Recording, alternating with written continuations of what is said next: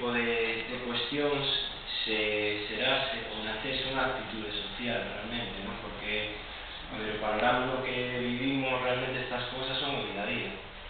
E tampouco é fácil, non? Cando, digamos, levantas un pouquiño a esquina da alfombra, non? Que intenta tapar todo este tipo de historias, que realmente descubres que é un sistema pseudo-mafioso de toma de decisións, de complot de empresas, de diñeiro de por medio, e claro, como te enfrentas a todo iso, non? Como respondes socialmente cando as voces se acalan, ou cando se mediatiza todo e se manipula a opinión pública, ou cando se xoga con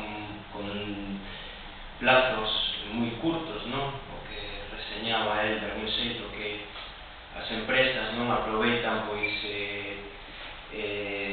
tempos moi breves para facer obras no que se intenta mobilizar no tempo no que se intenta mobilizar unha resposta para parar determinadas situacións e moitas veces a legislación pois non funciona ou non move ficha nese aspecto. Entón unha cuestión igual de tomar unha certa perspectiva de como se move o sistema, de